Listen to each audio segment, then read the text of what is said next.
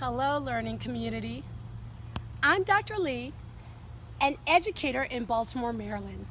Since my scholars were reading a historical fiction novel encompassing the Revolutionary War, I wanted them to develop personal connections of this time period in history to our home city of Baltimore.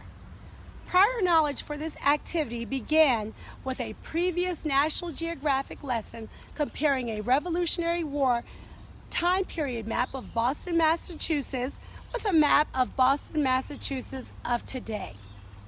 This activity prepared my scholars to research and compare maps of Baltimore from around the time period of the Revolutionary War to present day.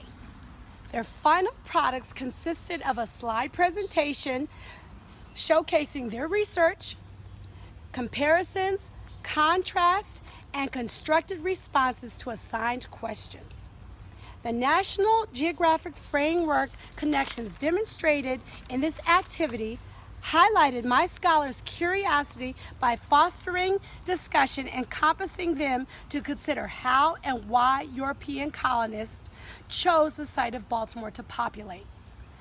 Observation included my scholars utilizing past and present maps of Baltimore to glean information, as well as using prior knowledge of the Revolutionary War and the necessity of historic cities having access to large bodies of water for survival.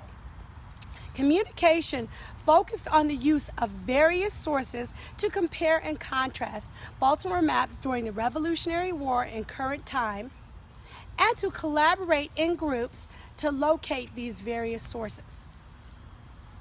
My scholars problem solved with all acquired information on past and present Baltimore to compose explanations to assign activity inquiries. This research path allowed scholars to understand the human journey of early settlement of Baltimore through today.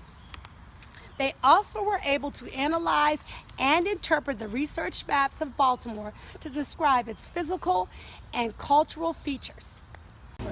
So, tell me what you're learning about this activity. And grew a lot bigger because of in 1775 most of the land was covered in water, but since then in 2018 they've cleared out most of the water to make more houses, subways, and built more train stations with the land that was underwater. My scholars have added to their continually developing and evolving knowledge base and made personal connections to our great city of Baltimore, Maryland. This activity has allowed them to take ownership for their learning and to internalize the human footprint on Baltimore and other populated sites. I have a question to ask.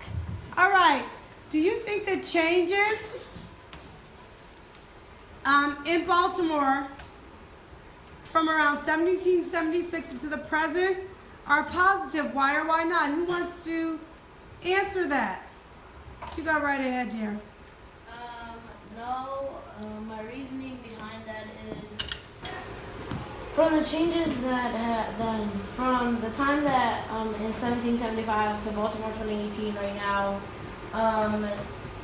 most trees in Maryland or in Baltimore are mostly gone because of people using the resources that they give for houses and buildings and stuff they needed in their everyday lives.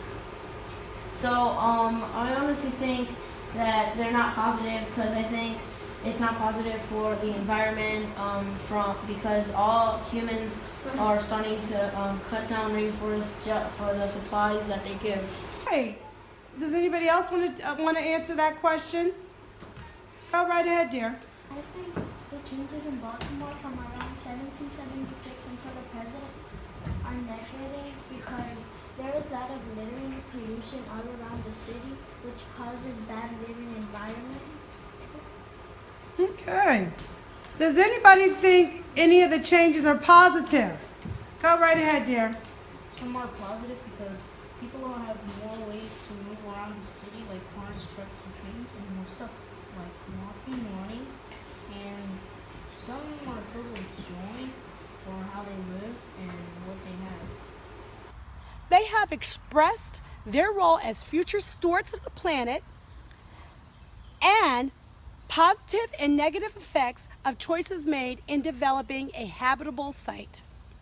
I have embraced the importance of extending activities because this gives scholars the opportunity to own their learning as well as effectively teach others to ultimately become the instructors to other peers. Bye.